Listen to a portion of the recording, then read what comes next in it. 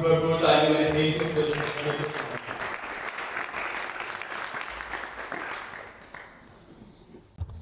खुदा यीशु मसीह के पाक नाम में आप सबकी सलामती हो।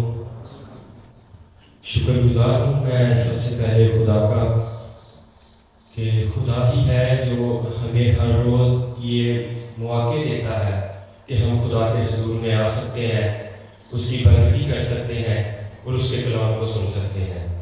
और उसके बाद मैं सारी चैपल कमेटी का और खुदा के सारे खादमों का जो यहाँ पे मौजूद हैं, जो इस लायक समझते हैं कि हम भी आके हम जैसे जो छोटे हैं वो भी खुदा के कलाम को सामने आके बयान कर सकें।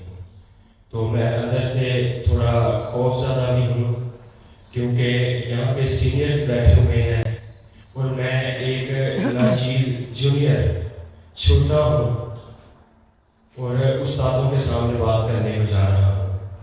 तो सबसे पहले मैं उस्तादों से इजाज़त चाहूँगा कि मैं कलाम को बयान कर सकूँ। तो आज जो हवाला पढ़ा गया है यूहन्ना की इंजील में से उसका 19 बाब और उसकी 18 आयत, यहाँ पे लिखा है, वहां उन्होंने उसको और उसके साथ और 2 शख्सों को मसलूब किया, एक को इधर एक को उधर और यीशु को बीच में। आयत सादा है, आयत सीधी है, लेकिन इसका एक एक लफ्ज तफसीर के काबिल है। क्या लिखा है? वहां। क्या लिखा है? वहां। मैं पूछना चाहता हूं कहां? वहां। मेरा सवाल है कहां? वहां दूर की बात है, इसको नजदीक लेके आएंगे फिर पता चलेगा। वहां नजदीक लेके आएंगे पता चलेगा। यहां आगे क्या लिखा है? उन्होंने। मैं पूछना चाहता हूं किन्होंने? उन्होंने दूर की बात है, इसको नजदीक लेके आएंगे फिर आपको समझ आएगी। इन्होंने कहां की बात है? फिर लिखा है उसे। मैं पूछना चाहता हूं किसे? किसे? यीशु को, कलाम को। इसलिए मैंने कहा एक एक लफ्ज तफसीर के काबिल है, कोई भी लफ्ज छूटना नहीं चाहिए। आमीन। आज हम इस आयत में थोड़ा सा इसके अंदर जाएंगे, इस आयत के मुकाशफा को इस थोड़े से वक्त में देखने की कोशिश करेंगे कि क्या है इसमें। आइए, आपने मेरे साथ बने रहना है ताकि इस आयत को समझ पाए। वैसे तो इसकी तफसीर बहुत है, खुदा का कलाम कभी खत्म नहीं हो सकता, लेकिन हम थोड़े से इस वक्त में इस आयत का दौरा करेंगे, इस आयत के मुकाशफा में जाएंगे। आपने मेरे साथ जुड़े रहना है। तो सबसे पहला लफ्ज क्या है? वहां। वहां से मुराद यरूशलेम है। वहां से मुराद यरूशलेम है। यरूशलेम से कौन लोग मुराद है? यरूशलेम क्या है? इसका डेटा क्या है? बाइबल इसके बारे में क्या तालीम देती है? ज़बूरों की किताब उसका 132 नंबर ज़बूर, ज़बूर 132 उसकी 13 में लिखा है, क्योंकि खुदावंद ने सयून को चुना।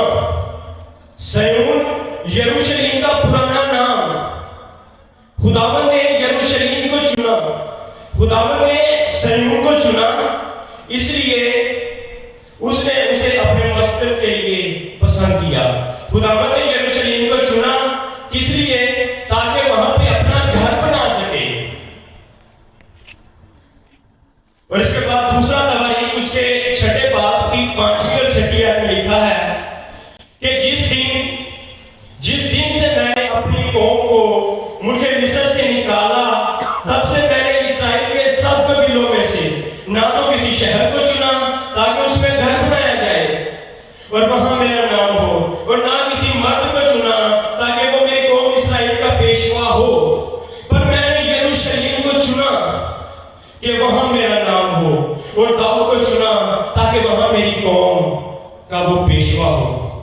खुदा कहता है जब से मैं मिस्र से इनको निकाल के लाया हूं, ना तो मैंने किसी कौम को चुना है, ना किसी मुल्क को चुना है, मैंने इस्राएल को चुना है, और मैंने किसी शहर को नहीं चुना, मैंने यरूशलेम को चुना है। किस लिए? ताकि अपना घर बना सकूं और उसमें अपना नाम रख सकूं। पहले था कि मैंने इसको चुना अपने मस्कन के लिए, अब बात थोड़ी और खुल के सामने आ गई है, इसलिए ताकि उस घर में अपना नाम रख सकूं। आइए मजीद एक हवाला देखेंगे यरूशलेम के बारे में। इसी दूसरे तवारीख की 7वें बाब की 16 आयत में लिखा है, क्योंकि मैंने इस घर को अब चुना और मुकद्दस किया है कि मेरा नाम यहां सदा रहे, और मेरी आंखें और मेरा दिल बराबर इसके ऊपर लगा रहे। यरूशलेम को खुदा ने चुना ताकि अपना घर बना सके और उसमें अपना नाम रख सके, और फिर खुदा की आंखें और खुदा का दिल यरूशलेम में लगा रहे। तो पहला पॉइंट था यरूशलेम। यरूशलेम से हमने निकाला, पहला पॉइंट था वहां से हमने निकाला यरूशलेम, जहां खुदा का घर है, जहां खुदा की आंखें लगी रहती हैं, जहां खुदा का दिल रहता है, जहां खुदा का नाम है। आखिर समझ पाए आपको? उसके बाद क्या है? उन्होंने, यहूदियों ने, रोमियों ने, इस्राएली कौन है? यगूब की नस्ल, 12 कबीले भी ठीक है। बनी इस्राएल कौम खुदा की सबसे लाडली कौम है बाइबल मुकद्दस में से। सबसे ज्यादा मोहब्बत बनी इस्राएल कौम से की गई है। खुदा ने क्या कुछ नहीं किया इनके लिए, खुदा सब कुछ इनके लिए करता है। जो नहीं करना चाहिए था वो भी खुदा इनके लिए करता है।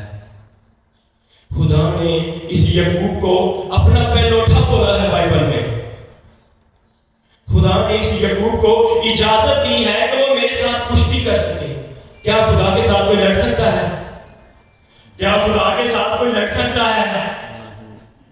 लेकिन इसके बारे में लिखा है कि ये खुदा से लड़ा है और खुदा से जीता है।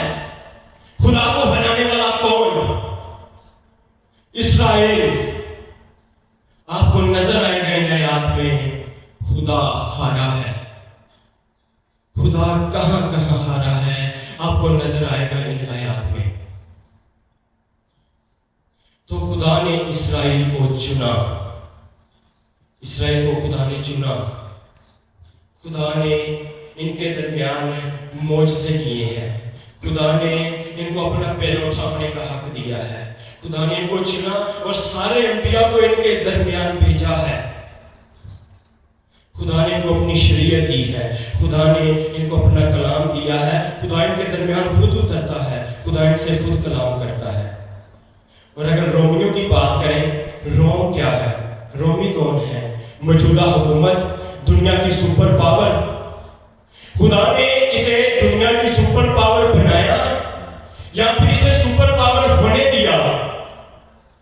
सारी हुकूमतें आई, बाबर की हुकूमत आई, इराक की हुकूमत आई, यूनान की हुकूमत आई, जितनी हुकूमतें आई सारी चली गई, लेकिन रोम की हुकूमत को कायम किया गया। खुदा ने इसे सुपर पावर किया या इसे सुपर पावर होने दिया। एक तरफ एक सारी दुनिया में से सुपर कौम इस्राएल कौम है, जिनके साथ खुदा खड़ा रहता है। खुदा इनके साथ खड़ा था, खड़ा है, खड़ा रहेगा। जिक्रिया की किताब में लिखा है, उस रोज एक यहूदी का दामन पकड़ेंगे और 10 लोग ये कहेंगे कि हम तुम्हारे साथ जाएंगे, क्योंकि हमने सुन रखा है खुदा तुम्हारे साथ है। और आने वाले वक्त के बारे में लिखा है कि कोई हथियार जो तेरे खिलाफ बनाया जाएगा काम में ना आएगा। देख सकते हैं, इस्राइल के खिलाफ कोई भी हमला होता है, इस्राइल का डिफेंस सिस्टम खुद उठता है, उसको हवा में ही खत्म कर देता है। तो पूरी दुनिया में से खुदा ने एक मुल्क को चुना है जिसका नाम कीनान है या इस्राइल है, और उसमें से एक शहर को चुना है खुदा ने। और अगर बात की जाए इस पूरे दुनिया में जो सबसे बड़े सामी मज़ाहिब हैं, यहूदी, क्रिश्चियन और उसके बाद इस्लाम, तीनों के दरमियान ये यरूशलेम पाक मकाम माना जाता है। खुदा ने इसे मुकद्दस किया है, खुदा ने इसे पाक ठहराया है। आमीन। तो वहां कहां? यरूशलेम में उन्होंने जो सबसे सुपर है, जो सबसे ऊपर है, उसको, जिंदगी के मालिक को, यीशु को, जो जिंदगी देने वाला है, दो डाकुओं के दरमियान खड़ा करके मसलूब किया है। अगर बात करें सलीब की, तो सबसे बड़ी लानती महान सजा सलीब देना। सबसे महान को इस्राइल, सबसे महान शहर यरूशलेम, और अगर बात करें सबसे बड़े नबी की, सबसे महान नबी खुदावंद यीशु मसीह, और अगर बात करें सबसे महान और बड़ी सजा की, सलीब देना। महान शहर ने, महान लोगों ने महान यीशु को महान सजा दी। सबसे महान शहर ने, महान लोगों ने महान यीशु को महान सजा दी। दो डाकुओं के दरमियान खड़ा करके उसके हाथों और पैरों में कील ठोक के उसको मसलूब कर दिया है। ज़बूर 22 की 16वीं आयत को पढ़िए जरा।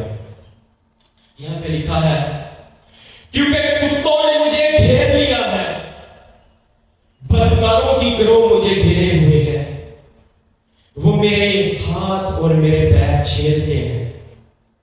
आप सोच सकते हैं, क्या दाऊद के हाथों और पैरों को कभी छेदा गया था? क्या पूरी जिंदगी में क्या कभी उसके हाथों और पैरों को छेदा गया? क्या आप ये सोच सकते हैं कि इस एक आयत की वजह से, इस एक आयत की वजह से पूरी दुनिया में एक सलीब की रिवायत को कायम करना पड़ा है। इस एक आयत की नबूवत को पूरा करने के लिए एक रोम को कायम करना पड़ा है और उसको सुपर पावर करना पड़ा है दुनिया में, सिर्फ इसलिए कि हाथों और पैरों को छेदेंगे। और खुदा ने ये सब कुछ होने दिया है, खुदा ने सब कुछ होने दिया है। खुदा पूरी दयानतदारी के साथ कौमों को तैयार कर रहा था। खुदा ने हर कौम को बड़ी दयानतदारी के साथ तैयार किया है। क्या इतना ही आसान है इस्राइल को कायम करना? क्या इतना ही आसान है एक रोम को लेना और उसको कायम कर देना? आप सोचें, एक कील को ठकवाने के लिए, हाथों और पैरों में छुड़वाने के लिए उसने दुनिया में कितने ही हथियार इजाद करवाए हैं। और अगर बात करें लोहे के हथियारों की, तो लोहे के हथियार इजाद करने वाला कौन? काइन की नस्ल। यूं तो उसने काइन को जाने दिया कि काइन से जो बदला लेगा, जो काइन को मारेगा, उसे 7 गुना बदला लिया जाएगा। लेकिन जो हथियार काइन ने उसके लिए बनाए हैं, उसका बदला काइन से कौन लेगा? और हम कह सकते हैं कि ये रोम की हुकूमत, ये काइन की नस्ल है। काइन जब नामकबूल हुआ तो उसको बाहर निकाल दिया गया। खुदा ने अपनी हथौड़ी से उसको निकाल दिया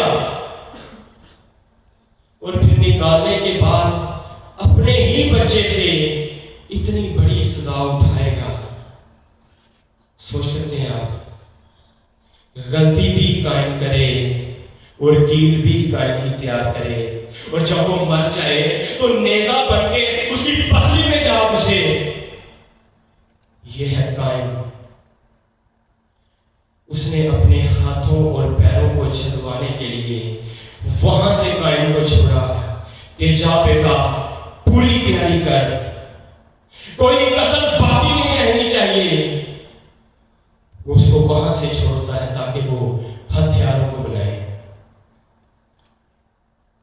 भाग्यतन से जब निकले हैं तो वहां पर भी आदम ने गुनाह किया है। आदम वापस नहीं जा सकता। कोई होना चाहिए जो बड़े को कुर्बान कर सके, जो सबको लहूलुहान कर सके।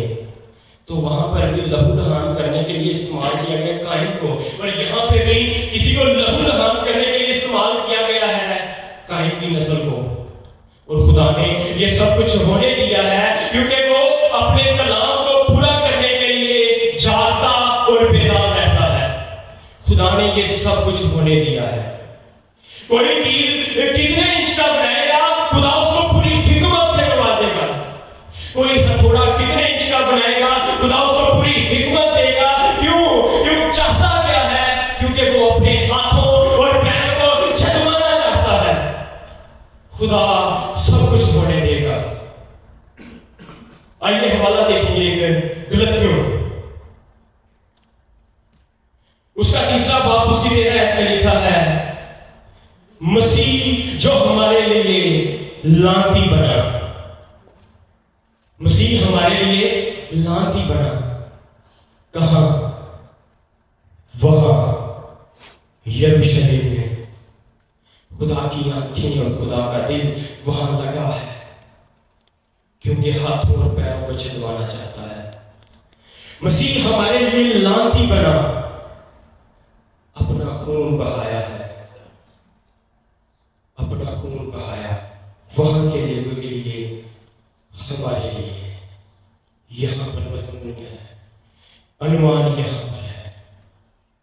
क्या इसी दिन का इंतजार था? क्या इसी दिन का इंतजार था? मरकजी आयत क्या है? वहां उन्होंने उसे 2 डाकुओं के दरमियान मसरूफ किया, एक को इधर एक को उधर। तो यहां से ये इधर उधर वाला मामला भी आपको समझ आना चाहिए। शैतान से पूछा जाता है कि कहां से आया है, क्या जवाब देगा? इधर से उधर से घूमता फिरता आया हूं। तो ये इधर उधर कौन है? इधर उधर रहने वाले डाकू हैं।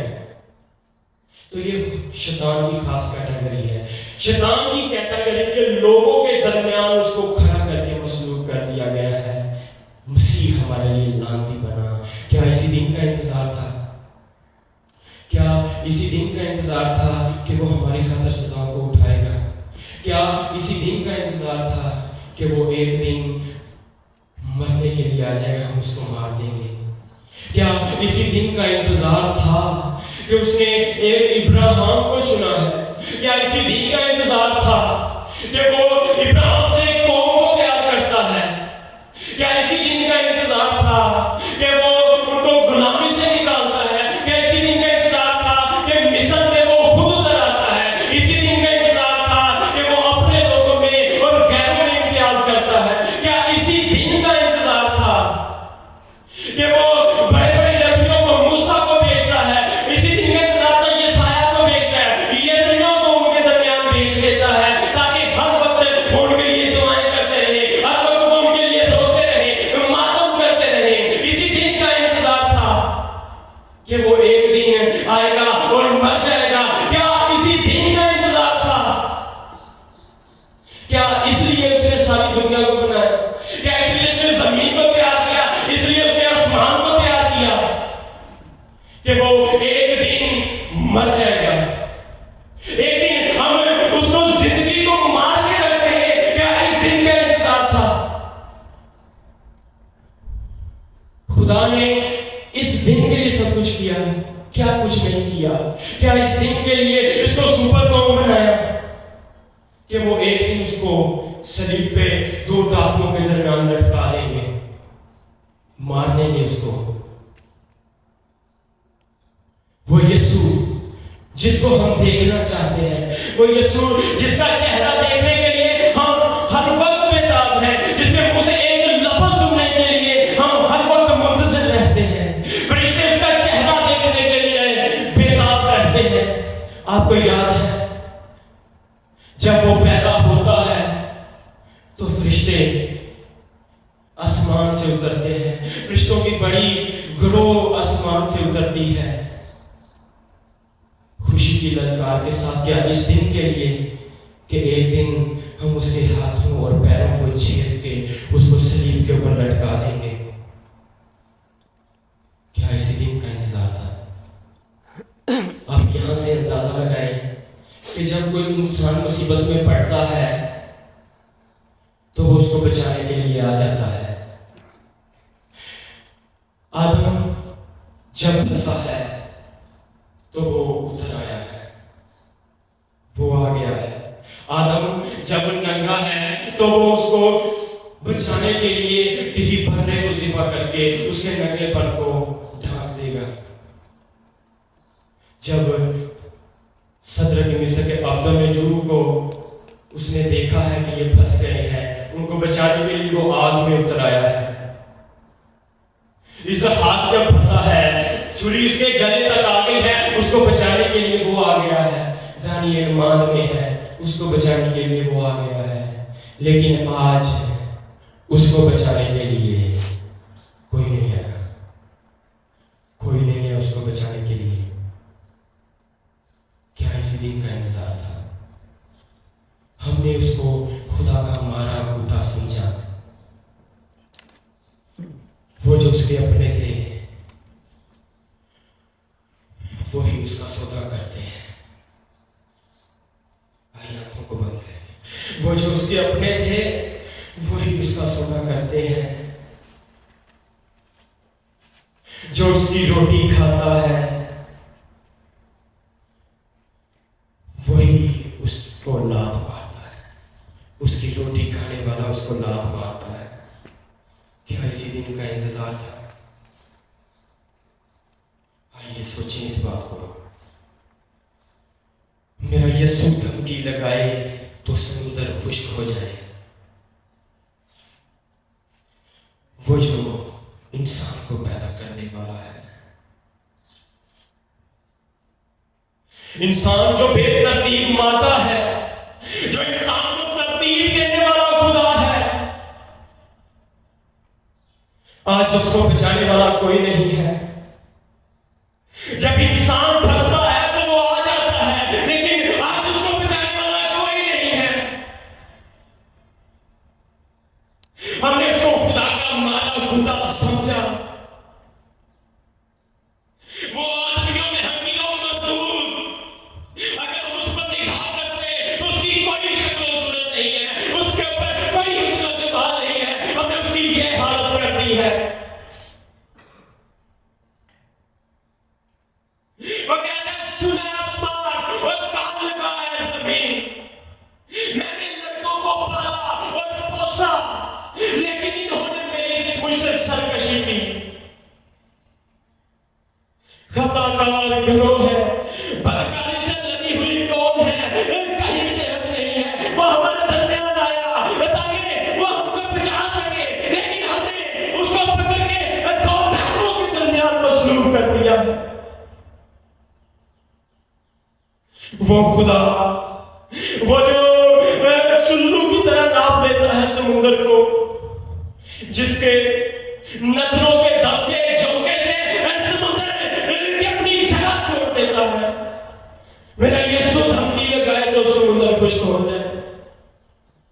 आज वो बेयार मददगार बैठा है, उसको बचाने वाला कोई नहीं है। आइए सोचें